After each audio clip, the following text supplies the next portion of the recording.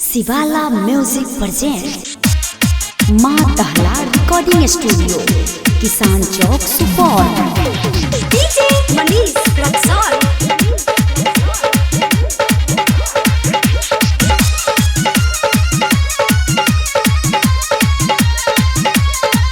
तोरा मन में की छोगे गोरकी हमरा नहीं बताबै छै गई। तोरा मन में की छोगे गोरकी हमरा नहीं बताबै छै। भातार के ससुर के सामांग के दिहल खाजा यार के खियाबै छै। हे गे ससुर के दिहल लरू किया यार के खियाबै छै। तोरा मन में किछो सवार की हमरा नहीं बताबै छै। तोरा मन में किछो सवार की हमरा नहीं बताबै छै।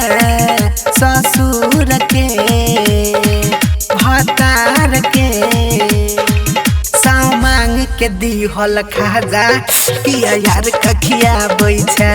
हे गे ससुर के दिहल लरू किया यार के खियाबै छै। कहना माँ दहला रिकॉर्डिंग स्टूडियो किसान चौक सुपौल। डीजे मनीष रक्सौल।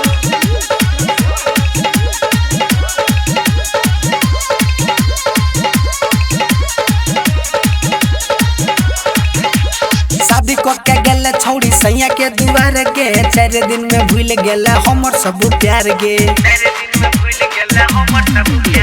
शादी को के गेले छौड़ी सैया के दुआर गे। 4 दिन में भूल गेले हमर सब प्यार गे।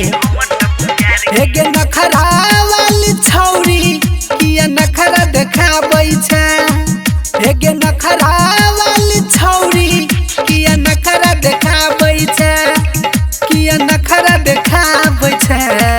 सामांग के सावर की गे भातार के दिहल खाजा किया यार के खियाबै छै। हे गे ससुर के दिहल लहरू किया यार के खियाबै छै। डीजे मनीष रक्सौल। माँ दहला रिकॉर्डिंग स्टूडियो किसान चौक सुपौल। करे छली प्यार रोज रही हमरा संग गे। अब के ना ससुरा में लागत हूँ मन गे। करे छला प्यार रोज रही हमरा संग गे। हमरा बिना ससुरा में लागत तो नहीं मन गे। घनु घन समुरा देश यादव के कहानी सुनाबै छै। पर कहास बिंदु शिवाला के कहानी सुनाबै छै। हे गे कहानी सुनाबै छै।